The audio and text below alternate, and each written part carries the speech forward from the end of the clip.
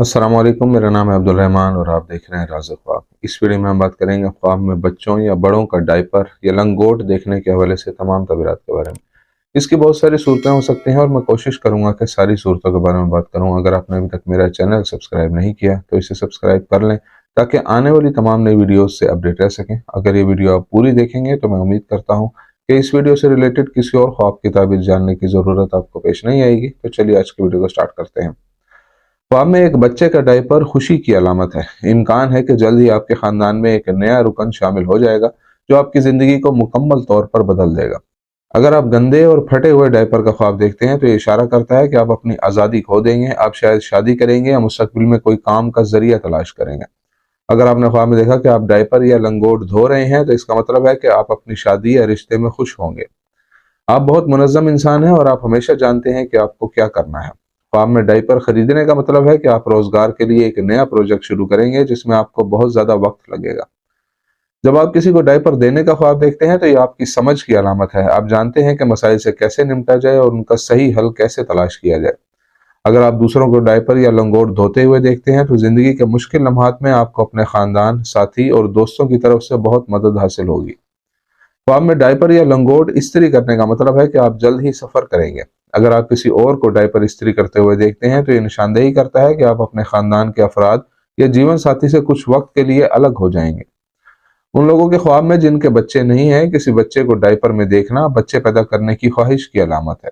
अगर आपके पहले ही बच्चे हों और ख्वाब में किसी बच्चे को डायपर में देखें तो इस तरह का ख्वाब आपके बच्चों की हिफाजत की तरफ इशारा करता है। जब आप ख्वाब में देखते हैं कि आप किसी बच्चे का डायपर उतार रहे हैं तो यह ख्वाब बताता है कि आप सब पर शक करते हैं और समझते हैं कि लोग आपके खिलाफ साजिश कर रहे हैं और आप उनकी वजह से तरक्की नहीं कर पा रहे। ख्वाब में बच्चे का डायपर तब्दील करने का मतलब है कि आप किसी से हसद करते हैं क्योंकि आपको लगता है कि उनका काम आपके मुकाबले में बहुत आसान है। एक ख्वाब जिसमें आप किसी और को आपके बच्चे का डायपर उतारते हुए देखते हैं इशारा है कि आपके लिए जल्द ही अच्छी खबर आने वाली है। ख्वाब में बच्चे को डायपर पहनाने का मतलब है कि आप खुद को आज़ाद महसूस नहीं करते। ये मुमकिन है कि आप किसी से एक तरफा मोहब्बत करते हों या काम की जगह पर आप अपने अफसरान से खुश ना हों। अगर आप ख्वाब में खुद को डायपर पहने हुए देखते हैं तो ये इशारा है कि आप खुद पर काबू पाने के काबिल नहीं हैं। अपने मसाइल को हल करने के बजाय आप उन्हें दबा देते हैं या अपने इर्द गिर्द के लोगों के साथ बुरा सलूक करते हैं।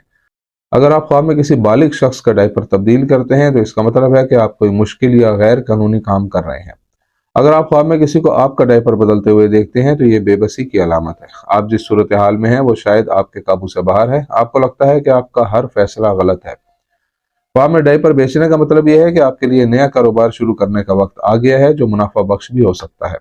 कोई भी नया काम करने के लिए आपको मुस्तकिल मिजाज रहना जरूरी है। ख्वाब में डायपर चोरी करना माली बहरान की पेशन गोई करता है जिसमें आप फंस जाएंगे और दिवालियापन का सामना भी हो सकता है। अगर आप ख्वाब में देखते हैं कि कोई और डायपर चोरी कर रहा है तो ये इशारा करता है कि आप किसी की मुसीबत में उसकी मदद करेंगे।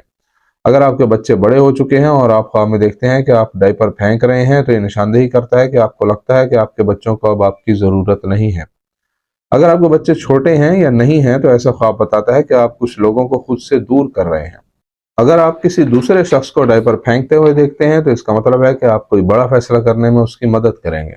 दोस्तों, ये थी आज की ताबीरें। उम्मीद करता हूँ कि ये वीडियो आपको पसंद आई होगी।